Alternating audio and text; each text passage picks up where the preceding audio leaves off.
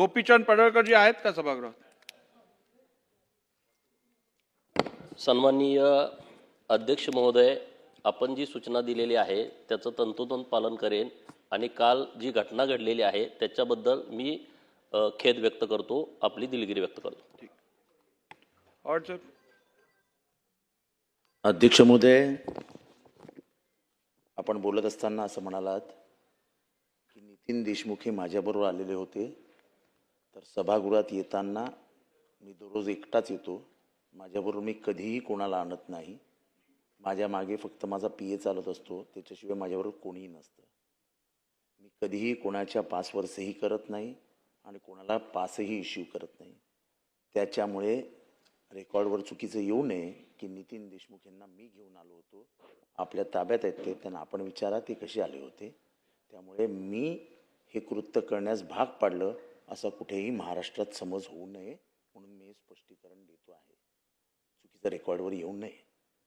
काल जेव्हा ही घटना घडली तेव्हा मी सभागृहातच नव्हतो, मी परिसरात पण नव्हतो.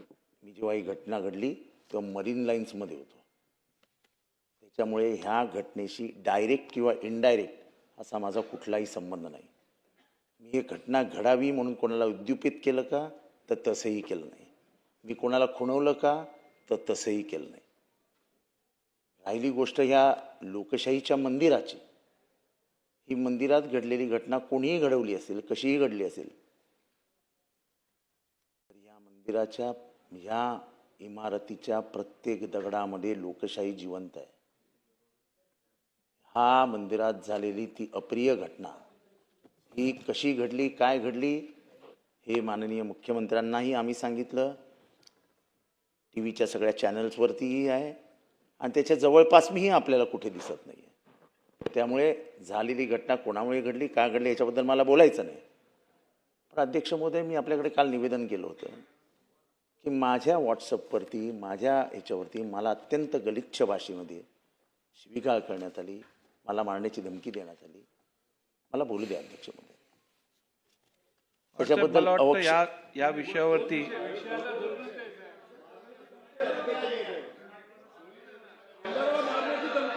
तर अध्यक्ष महोदय, मला वाटतं या विषयाचं गांभीर्य या सभागृहातील सर्व सदस्यांनी घेणं आवश्यक आहे.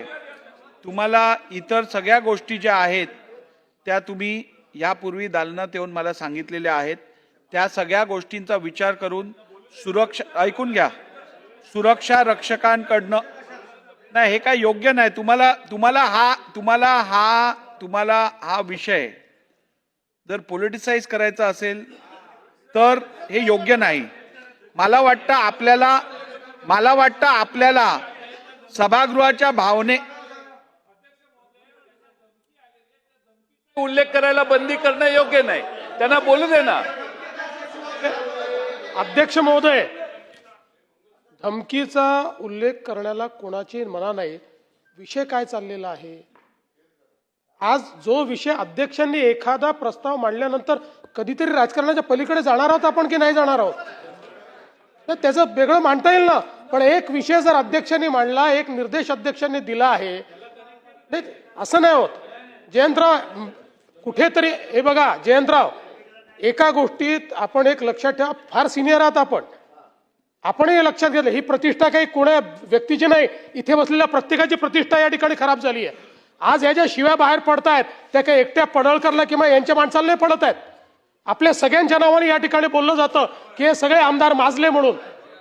जरा काही गांभीर्याने घ्या. ही प्रत्येक गोष्ट अशी पॉलिटिसाइज करून आपण महाराष्ट्रातल्या जनतेला काय सांगणार आहोत जयंतराव, हे बरोबर नाहीये.